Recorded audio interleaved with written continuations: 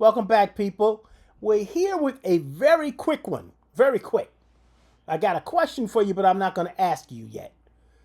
I still want to talk about Daystar because I'm going to tell you something. From my point of view, I think the whole thing's still out of control.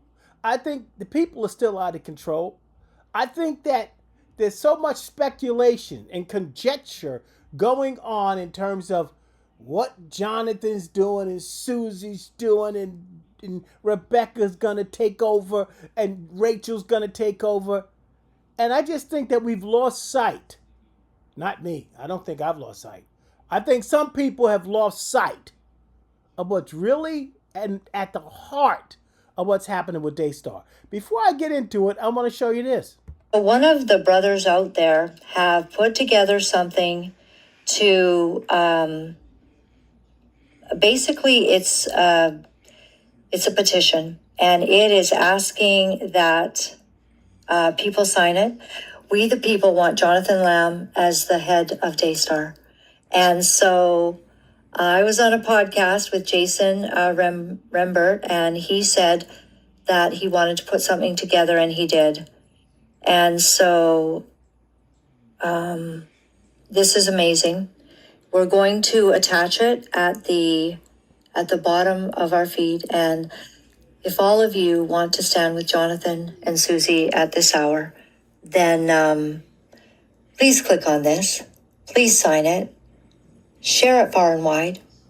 And let's just let the powers that be know that there is a group of people that stand with Jonathan and Susie. All right? Now, what do you think about that? No, seriously. Let me ask you, are you going to sign that petition? Are you going to sign your name on a document that will go to Daystar and say, hey, listen, we want Jonathan Lamb to be reinstated as Marcus wished to be the president of Daystar? Some of you probably going to say emphatically, yes, I'm going to sign it. I've got no problem with that. But here's the question I want to ask you. Has anybody heard Jonathan say he wants to go back to Daystar? Has he said publicly, I want my daddy's company back? Has he said I was willed this company. My father told me he wanted me to run it. From my little childhood, all I was raised to do was to run Daystar. And that's what I want to do. Has anybody asked Jonathan what he wants to do personally? Or are we all just assuming, okay? Are we assuming that that's what Jonathan wants? Because I haven't seen one interview in all the interviews that he's done saying that he wants to be the president of Daystar, that he even wants to go back to Daystar. Okay? Let's be honest about it. Jonathan probably has changed a lot in the past 2 years since he's been out of that atmosphere. Okay? Maybe he's realized that he's got other gifts and talents that he didn't have. Maybe he's realizing that, you know what?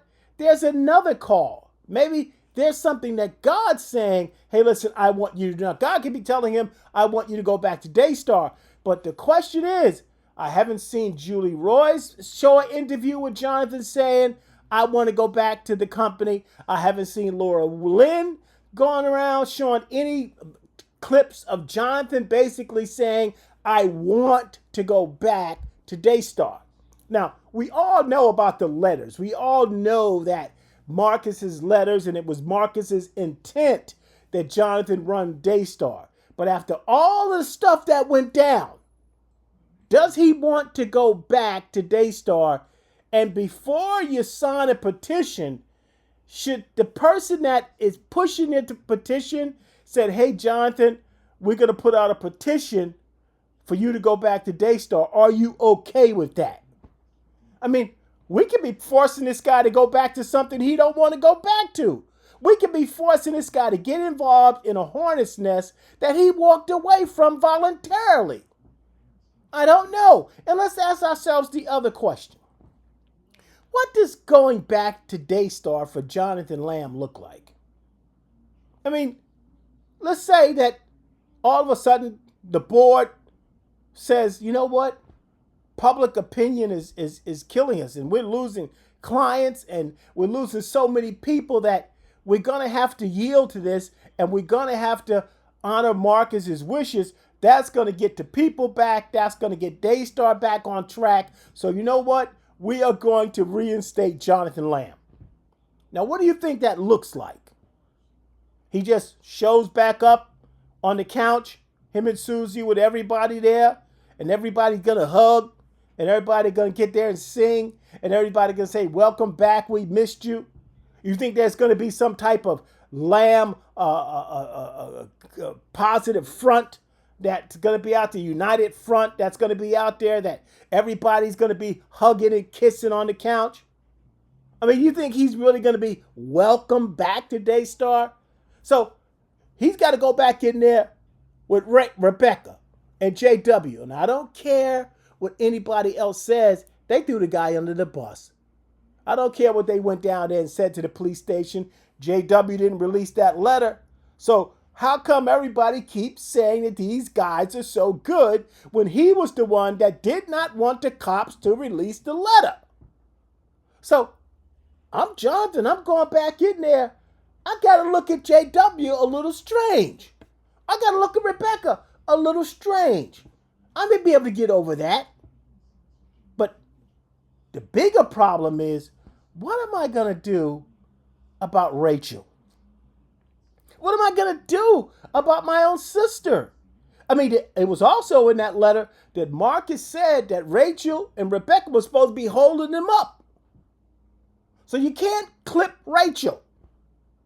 So what happens with him and Rachel?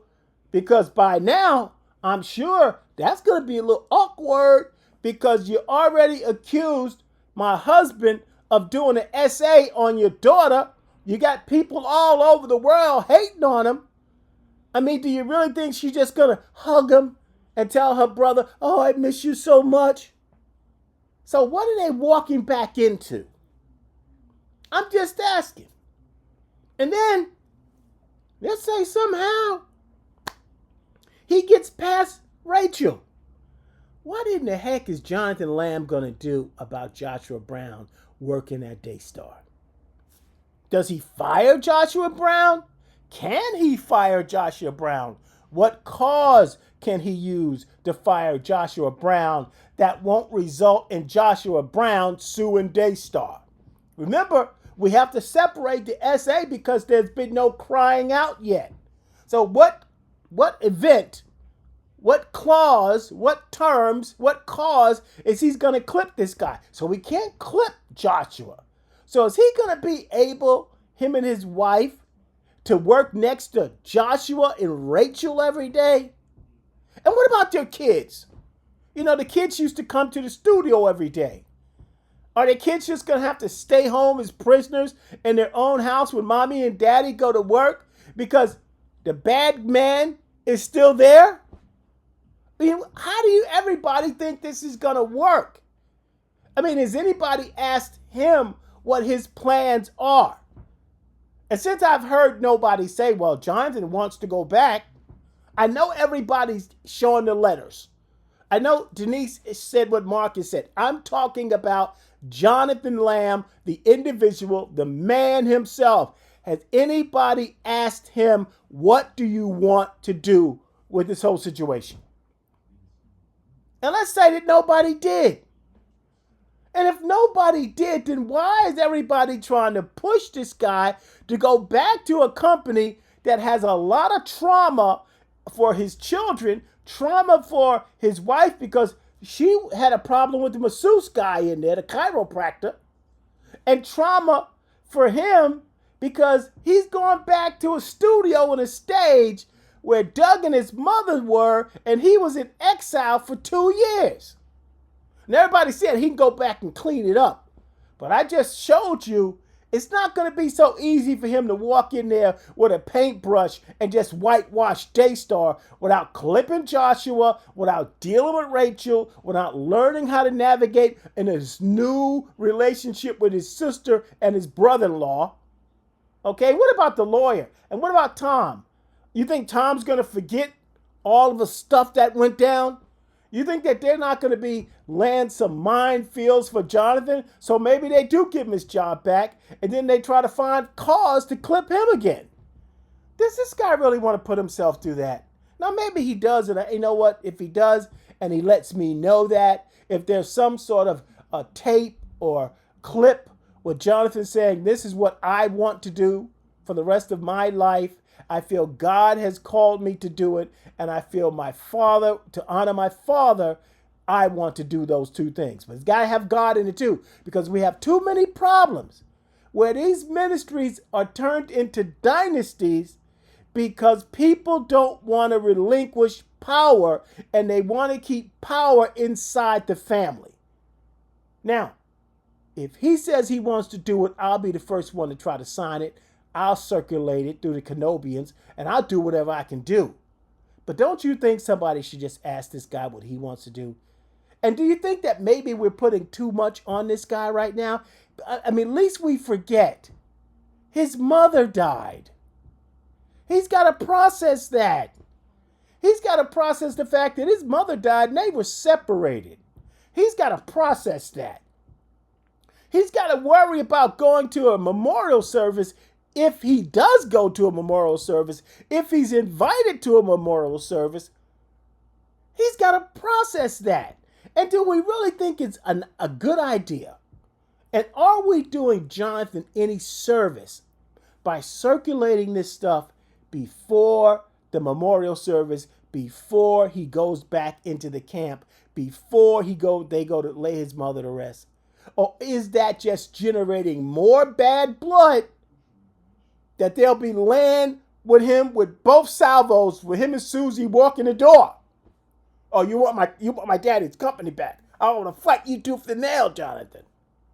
I just don't know what people are doing. And I have to ask, listen, we're all human. Everybody's human. We all have our own issues. Why is everybody trying to push this on Jonathan? I mean, we have to look for motive. And I'm not saying it in a bad way. But you know what? I remember what happened to David and Jonathan. Before Jonathan died, he helped David out, and he said, paraphrasing, when you come into your kingdom, when God establishes you, don't forget me and my household. Right? So what?